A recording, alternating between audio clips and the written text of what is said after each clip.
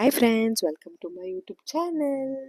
ನನ್ನ ಮಗಳಿಗೆ ತುಂಬ ಕಾಫ್ ಇತ್ತು ಫ್ರೆಂಡ್ಸ್, ಅದಕ್ಕೆ ನಾನು ದೊಡ್ಡ ಪತ್ರೆ ರೆಮಿಡಿನ ಮಾಡ್ತಾ ಇದ್ದೀನಿ. ಇದು ತುಂಬ 100% ವರ್ಕ್ ಆಗುತ್ತೆ. ಅದಕ್ಕೋಸ್ಕರ ನಿಮಗೂ ತೋರಿಸ್ತಾ ಇದ್ದೀನಿ ಹೇಗೆ ಮಾಡೋದು ಅಂತ. ಇದಕ್ಕೆ 4 ಎಲೆ ತೊಗೊಂಡಿದ್ದೀನಿ. ನನ್ನ ಮಗಳಿಗೆ 2.25 ವರ್ಷ, ಅದಕ್ಕೆ ನಾನು 4 ಎಲೆ ಯೂಸ್ ಮಾಡ್ಕೋತಾ ಇದ್ದೀನಿ. ದೊಡ್ಡ ಪಾತ್ರೆನ ಚೆನ್ನಾಗಿ ತೊಳೆದಿಟ್ಟು 2 ನಿಮಿಷ ಬಿಸಿನೀರಲ್ಲಿ ನೆನೆಸಿಟ್ಟಿದ್ದೀನಿ. ಮತ್ತು ಒಂದು ನಮ್ಮನೇಲಿರೋ ಕುಟಾಣಿ ತೊಗೊಂಡಿದ್ದೀನಿ. ನೋಡಿ ಫ್ರೆಂಡ್ಸ್, ನಮ್ಮ ಮನೇಲಿ ಈ ಥರ ಕುಟಾಣಿ ಇತ್ತು.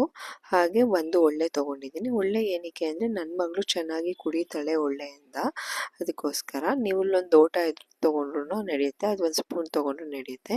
ನಾನು ಒಂದು ಸ್ಪೂನಷ್ಟು ನೀರು ಹಾಕೋತಾ ಇದ್ದೀನಿ. ನನಗೆ ರಸ ಜಾಸ್ತಿ ಬೇಕು, ಅದಕ್ಕೆ ನಾನು 4 ದೊಡ್ಡ ಪತ್ರೆ ಎಲೆ ತೊಗೋತಾ ಇದ್ದೀನಿ. ಒಳ್ಳೆಗೆ ಹಾಕೋಬೇಕು ಫ್ರೆಂಡ್ಸ್ ದೊಡ್ಡ ಪಾತ್ರೆನ. ನೋಡಿ 4 ದೊಡ್ಡ ಪಾತ್ರೆ ಎಲೆ ಹಾಕೊಂಡಿದ್ದೀನಿ. ಕುಟಾಣಿ ತಗೊಂಡು ಅದನ್ನು ನಾವು ಚೆನ್ನಾಗಿ ಕುಟ್ಕೋಬೇಕು. ಚೆನ್ನಾಗಿ ಕುಟ್ಕೊಂಡಾದ್ಮೇಲೆ ನಮಗೆ ರಸ ಸಿಗುತ್ತೆ.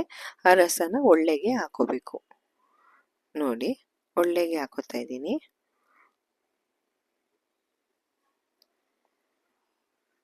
ಒಳ್ಳೆಗೆ ನೀಟಾಗಿ ಚೆನ್ನಾಗಿ ಪ್ರೆಸ್ ಮಾಡಿ ಒಳ್ಳೆಗೆ ಆ ರಸನ ಹಾಕೋಬೇಕು.